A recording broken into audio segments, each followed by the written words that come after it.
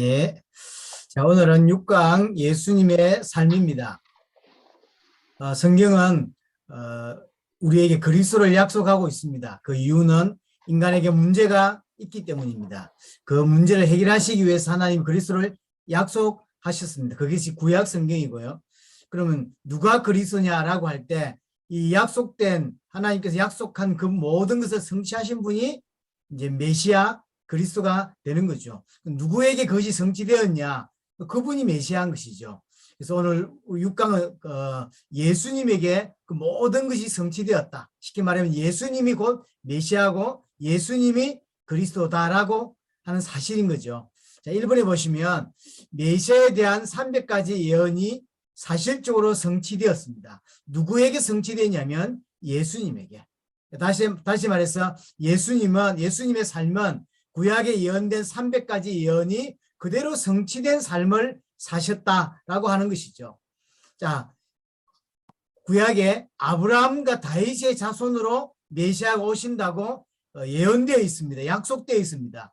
그대로 예수님에게 성취되었다는 거죠. 창세기 22장 17절, 18절, 특별히 18절에 보면 또 내 씨로 말미암아 천하 만민이 복을 받을 것이다 라고 이야기를 합니다.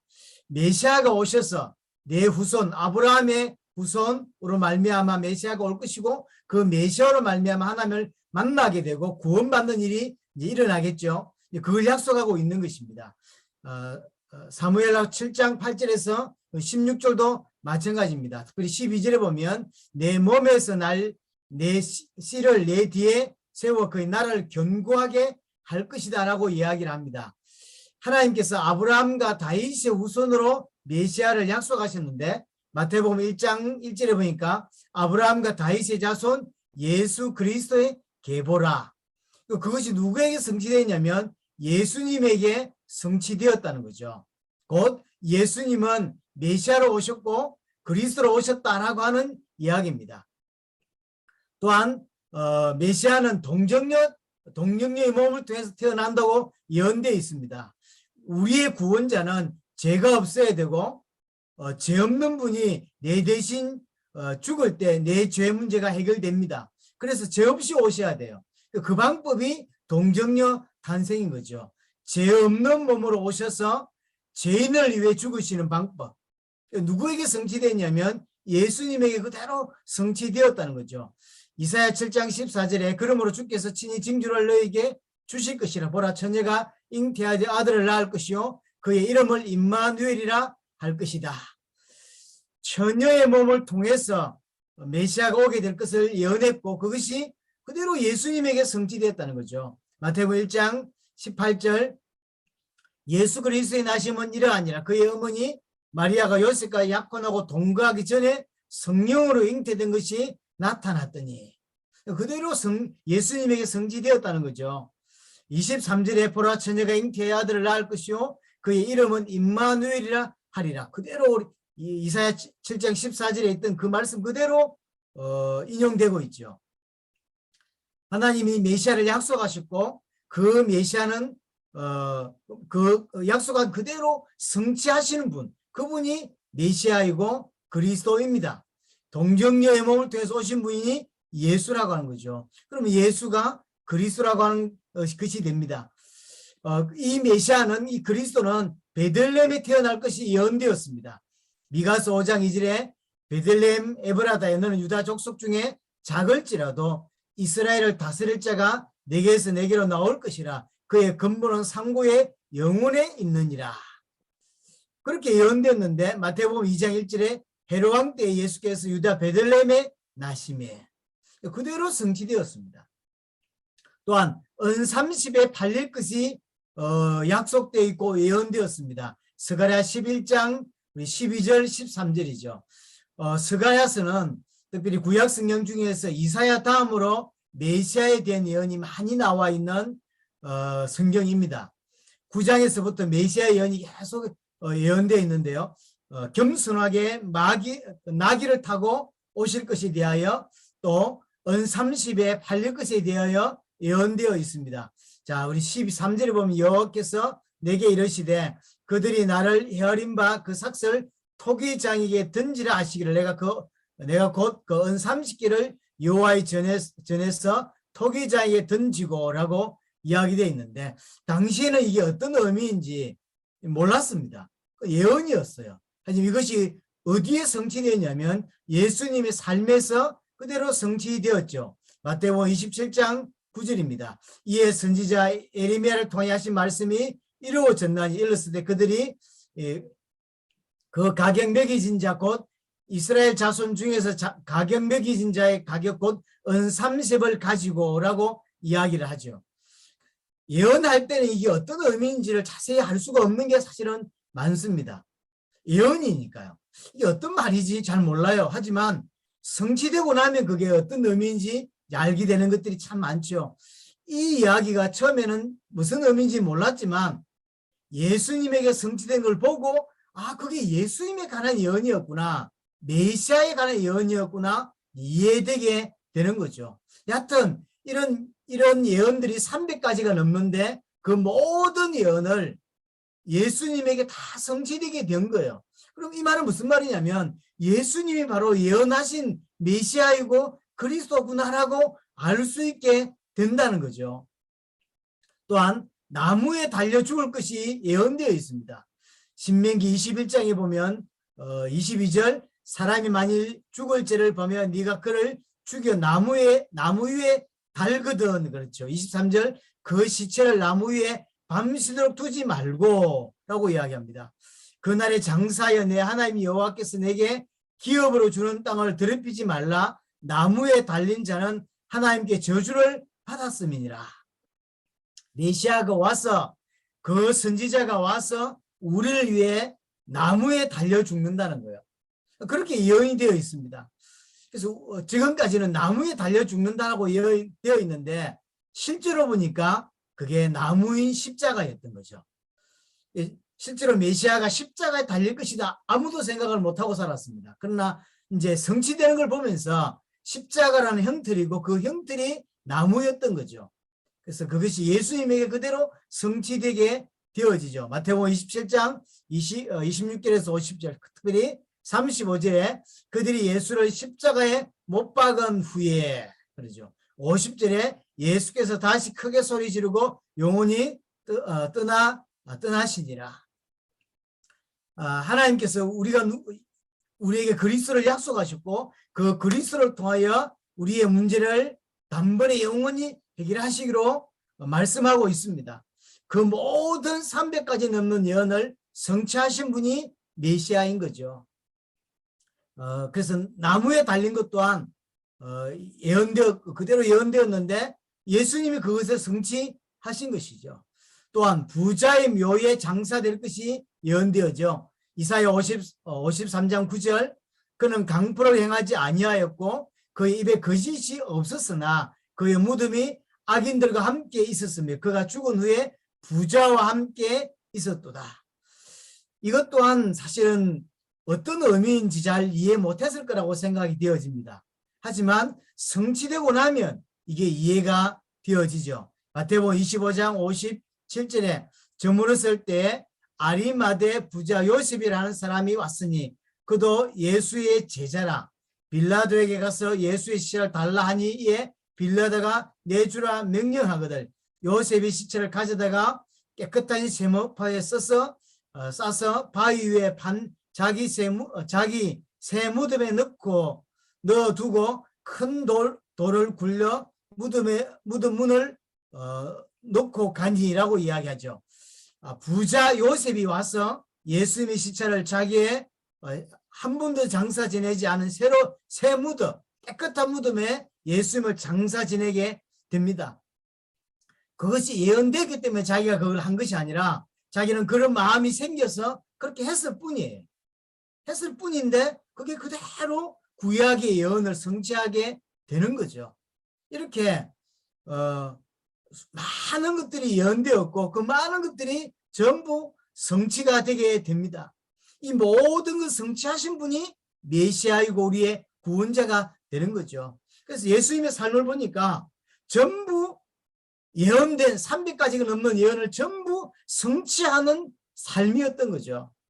그래서 이 땅에 예수님의 삶은 짧게 30몇 년의 공생애를 사셨지, 3년 반의 공생애를 사셨지만 이 모든 삶이 그냥 우연하게 지나가는 삶이거나 그런 것이 아니라 전부 예언된 것을, 예언하신 것을 전부 성취해 가시는 그런 삶이었다고 하는 거죠.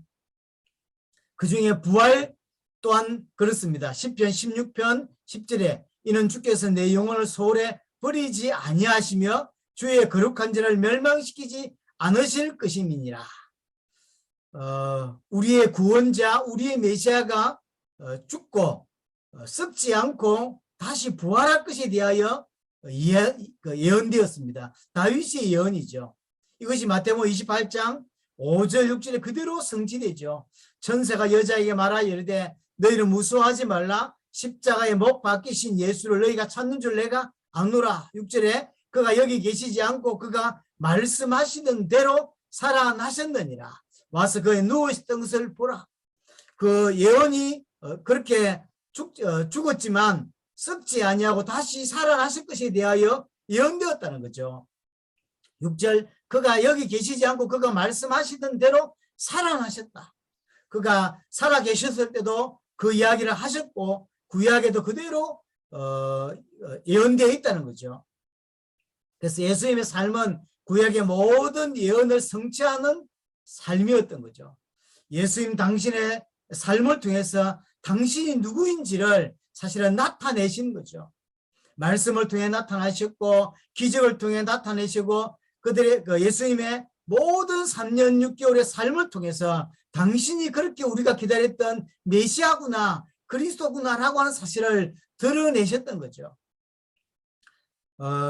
구약을 아는 사람들이 메시아에 대한 예언, 그리스도에 대한 예언을 잘 알고 있습니다.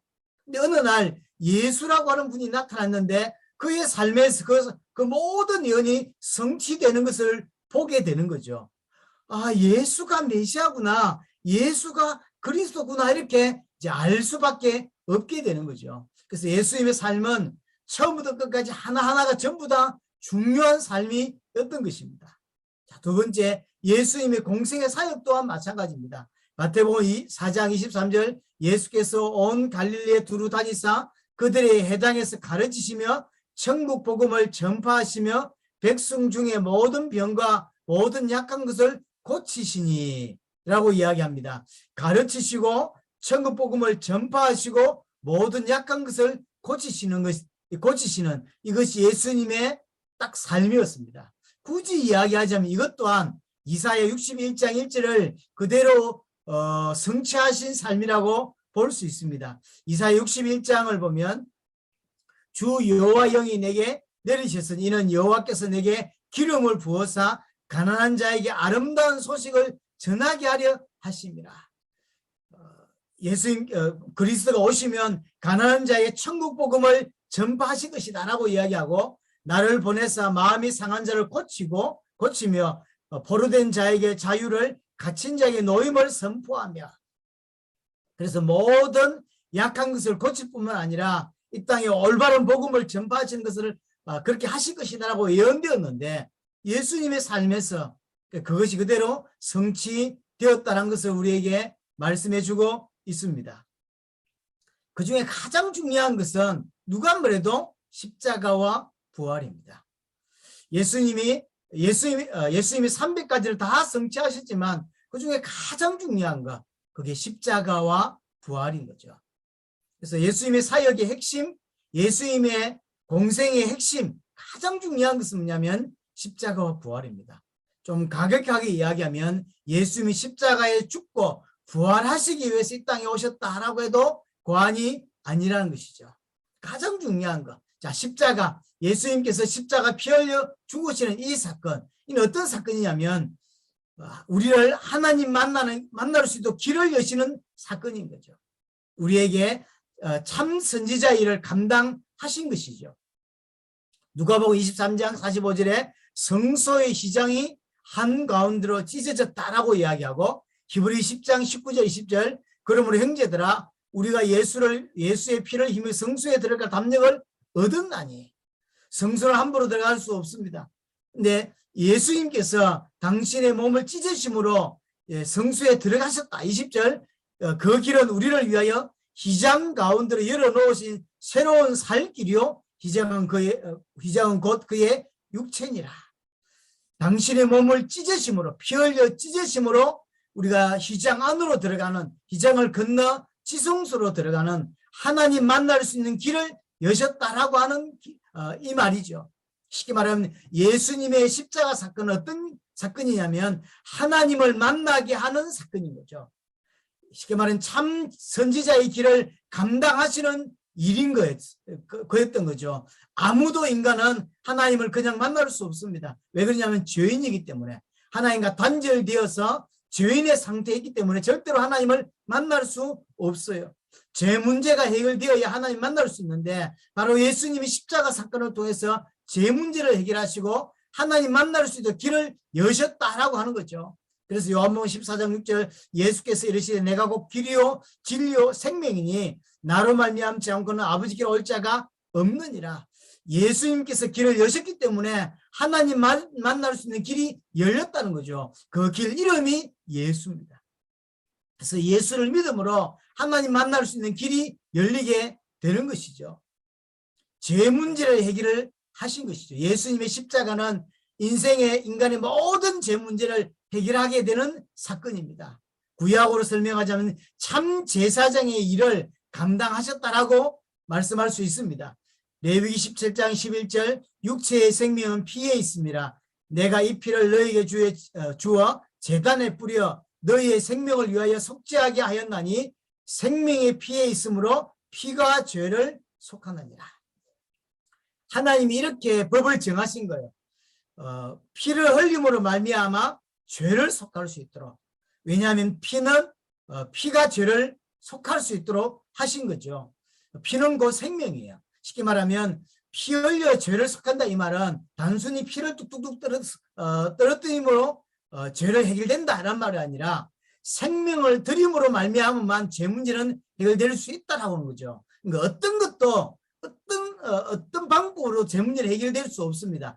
죄 없는 자의 피, 그리스도의 피, 하나님의 보혈로만 인간의 문제를 해결할 수 있다는 거예요. 인간의 죄 문제를 해결할 수 있다는 거예요. 이 말은 많은 것을 내포합니다. 어떤 사람의 피로도 어떤 사람의 어떤 방법으로 절대 죄 문제를 해결이 안 된다는 거예요. 그만큼 이 죄는 큰 겁니다. 왜 크냐면 하나님과 단절되게 만드는 문제거든요. 그래서 이 죄 문제는 절대로 인간이 해결할 수 없어요. 반드시 죄 문제는 해결이 되어야 돼요. 하지만 인간은 죄 문제를 해결할 수 없는 거예요. 죄 없는 그리스도의 보혈, 죄 없는 그리스도의 피로만 이 인간의 죄 문제를 해결할 수 있는 것이죠. 그래서 그 법을 정한 거죠. 육체의 생명은 피에 있고 영적인 걸 뺏으라도 우리 생명을 보더라도 우리 생명은 피를 다 뽑아버리면 죽게 되는 거죠. 그래서 생명은 피에 있고 그래서 그리스도의 보혈이 우리 죄를 해결할 수 있다라고 하는 설명을 해주고 있는 거죠. 그리스도의 피의 능력은 이 땅의 모든 인류의 모든 죄를 영원히 단번에 완벽하게 해결할 수 있다라고 하는 것입니다. 히브리서 9장 22절 율법을 따라 그의 모든 물건이 피로써 정결하게 되나니 피 흘림이 없은저 사함이 없느니라. 그리스도의 보혈만이 인간의 죄 문제를 해결할 수 있습니다. 히브리서 9장 12절 염소와 송아지 피로 하지 아니하고 오직 자기의 피로 영원한 속죄를 이루사 단번에 성소에 들어가셨느니라. 그리스도께서 피를 흘려 죽으심으로 이제 다른 피가 지금까지 염소와 송아지의 피는 예표였습니다. 염소의 피, 송아지의 피가 인간의 죄를 해결할 수 있는 것이 아닙니다. 이 피 흘리는 이유는 오실 메시아가 오셔서 피 흘려 죽으실 것에 대한 예표였을 뿐인 거죠. 그런데 그 예표의 실체로 그림자가 아니라 실체로서 오직 자기의 피를 흘리심으로 말미암아 인간의 죄 문제를 해결하시게 되는 거죠. 마태복음 10장 45절 인자가 온 것은 섬김을 받으라 함이 아니라 도리어 섬기려 하고 자기 목숨을 많은 사람의 대속물로 주려 함이라. 많은 사람을 위해서 이 땅에 구원받을 하나님이 택한 백성들을 위하여 흘린 피인 거죠. 그래서 예수님의 십자가 사건은 하나님을 만나게 하는 사건이고, 예수님의 십자가 사건은 인간의 죄 문제를 단번에 영원히 해결하게 하는 사건인 거죠. 또한 부활을 통하여 죽음과 사단의 문제를 해결하는 사건입니다. 쉽게 말하면 참된 왕의 일을 감당하시는 사건인 거죠. 히브리서 2장 14절, 자녀들은 혈과 육에 속하였음에 그도 또한 같은 모형으로 혈과 육을 함께 지니심은 죽음을 통하여 죽음의 세력을 잡은 자 곧 마귀를 멸하시며. 어떻게 사단의 문제, 어떻게 죽음의 문제를 해결하셨냐면 부활을 통하여. 자, 다시 보면 혈과 육이 함께 지니심은 죽음을 통하여 예수 그리스도의 죽음을 통하여 죽음의 세력을 잡은 자 곧 마귀를 멸하셨다. 죽음의 문제를 예수님이 죽으심으로만 해결하셨다는 거죠. 그래서 그가 죽음의 문제를 해결했다고 하는 증거로 부활하신 것이죠. 조 목사는 이렇게 설명하기를 좋아하는 것 같습니다. 십자가를 통하여 죄의 문제와 하나님 만나는 문제를 해결하시고, 이 사단의 문제, 이 문제 부활하심으로 말미암아 죽음의 문제가 끝났다고 하는 사실 이렇게 이제 설명하기를 좋아해서 이렇게 설명이 되어졌습니다. 저는 한꺼번에 설명하기를 사실 조금 더 좋아합니다. 예수님의 죽음을 통하여 사단의 문제, 죄의 문제, 하나님께 단절된 문제가 단번에 영원히 끝난 거예요. 끝났다고 하는 증거로 부활하신 거거든요. 하나님 입장에서 볼 때 예수님이 십자가 지신 그 사건이 완벽하다. 하나님의 공의를 이루시기에 완벽하다라고 하는 거죠. 그래서 부활을 시킨 것이고요. 예수님 입장에서는 당신이 지신 그 십자가 사건이 완벽한 사건인 거죠. 죄인으로 살지 않았고 죄를 짓지 않았고, 그래서 하나님이 행하시는 이 공의를 십자가에서 이루시기에 완벽했던 거죠. 그래서 예수님의 십자가 사건이 완벽하기 때문에, 완벽하다는 이야기는 사단의 문제가 끝이 났고 죄의 문제가 끝이 났고 하나님 만날 수 있는 길이 완벽하게 열린 거죠. 이것이 완벽하기 때문에 부활하실 수 있었던 거죠. 부활하지 않았다는 이야기는 예수님의 십자가 사건이 완벽하지 않다라고 하는 것이 되는 것이거든요. 여하튼 예수님의 십자가 부활을 통하여 사단의 문제, 곧 죽음의 문제, 죄의 문제, 하나님과 단절된 문제가 단번에 영원히 해결되게 되는 사건입니다. 요한일서 3장 8절에 죄를 짓는 자는 마귀에게 속하나니 마귀는 처음부터 범죄함이라. 하나님의 아들이 나타나신 것은 마귀의 일을 멸하려 하십니다. 하나님의 아들이신 예수님이 나타나신 이유가 뭐냐면 마귀의 일을 멸하려 하시려고. 그래서 우리를 죽음으로, 우리를 지옥으로, 우리를 하나님과 단절되게 만드는 그 일, 이것을 멸하시려고 주님이 오셨다라고 이야기합니다. 로마서 1장 4절, 성결의 영으로는 죽은 자들 가운데서 부활하사 능력으로 하나님의 아들로 선포되셨으니 곧 우리 주 예수 그리스도시라. 죽은 자 가운데서 부활하사 능력으로 하나님의 아들로 선포되셨다. 원래 하나님의 아들이시지만 십자가에서 모든 문제를 끝내시고 부활하시는 것을 통하여 하나님의 아들이 확실하다, 하나님 맞다, 그리스도가 맞다라고 하는 것이 이제 이게 뭐랄까요? 확인되었다라고 하는 거죠. 선포되었다라고 하는 것입니다. 그래서 예수님의 십자가와 부활로 당신이 그리스도라고 하는 사실이 이렇게 보여지게 된 것이고요. 십자가와 부활로 그리스도의 사역을 완성하게 되었다라고 하는 것이죠. 자, 그래서 결론적으로 예수님은 당신의 삶을 통해서 당신이 그리스도이신 것이, 당신이 그리스도이심을 증거하시는 삶이 였었습니다.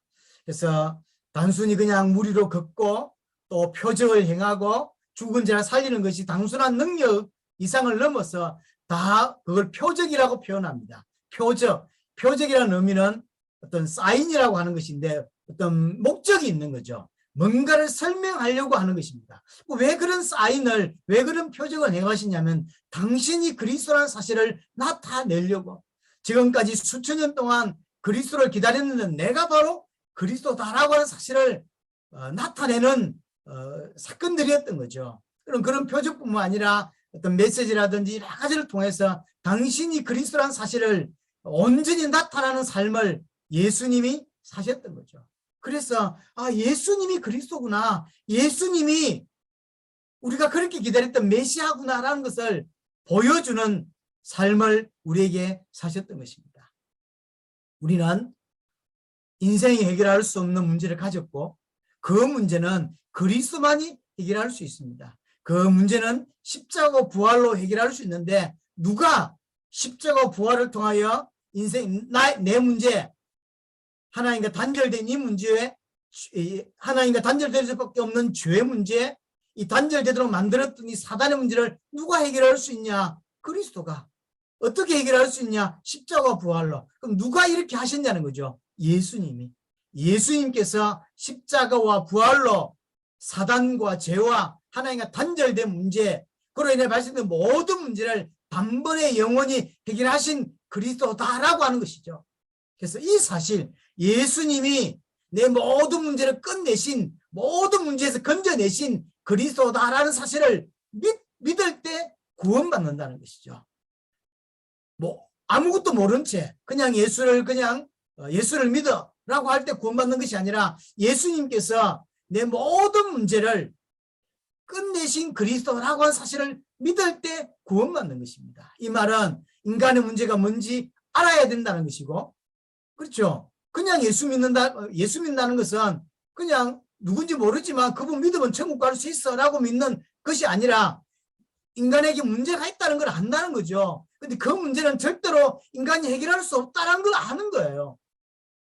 인간의 문제가 어떤 것인지 정확하게 알고 이 문제는 절대로 인간이 해결할 수 없는데 그리스도만이 해결할 수 있다라고 하는 사실을 아는 것이고, 그 그리스도께서 십자가 부활로 이 문제를 끝냈다고 하는 사실을 아는 거죠. 끝냈다고 하는 것은 완벽하게 해결되었다, 그곳에 빠져나왔다는 것을 아는 것이죠. 누가 그 일을 하셨냐? 예수님이 그 일을 하셨다라는 것을 아는 것이죠. 그럼 내가 그리스도로 믿는다 또는 예수를 믿는다 하는 이야기는 내가 믿는 예수님이 그리스도가 되셔서 내 모든 문제를 완벽하게 단번에 영원히 끝내셨다라고 하는 걸 알고 믿는다는 것이죠. 그럼 나는 분명히 사단에서, 죄에게서 빠져나왔고 하나님을 만났다라고 하는 것을 믿는 걸 보고 구원받았다라고 하는 것이지, 그냥 예수 믿어라고 하는 게 아니라는 것이죠.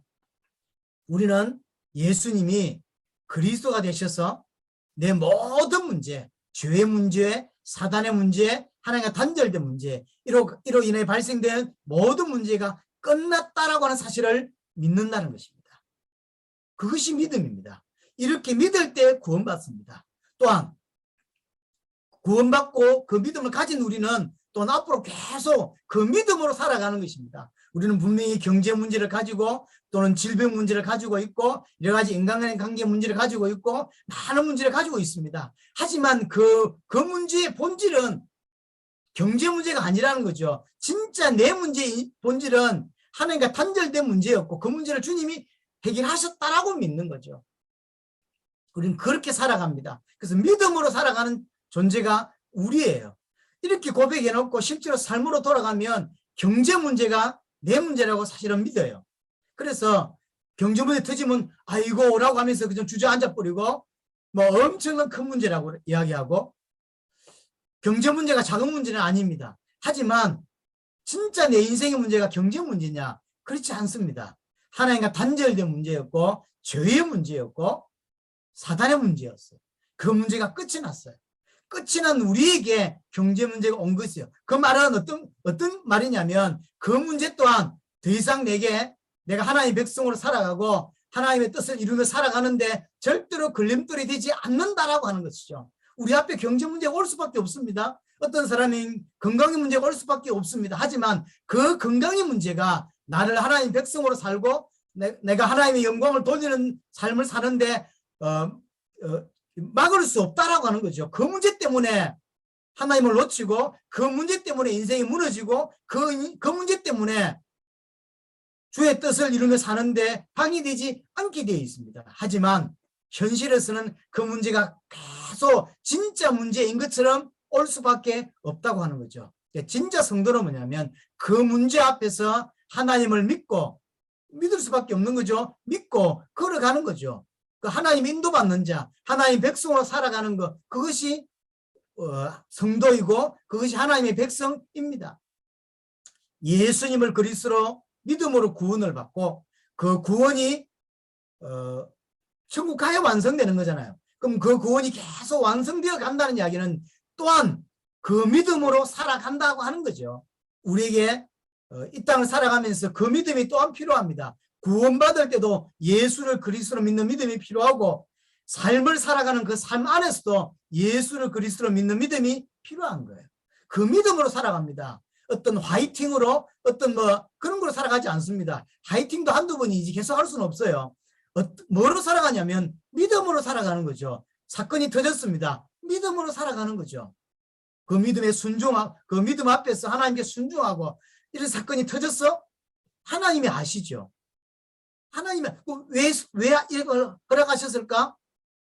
이유가 있었겠죠. 그럼 우리는 뭐만 있으면 되냐면 그 믿음이 있으면 하나님 인도받을 수 있고 순종하며 살아가는 것이죠. 그 믿음이 우리를 무너지게 할 수 없고 그 사건이 우리를 무너지게 할 수 없습니다. 우리는 믿음으로 살아가는 자들인 거죠.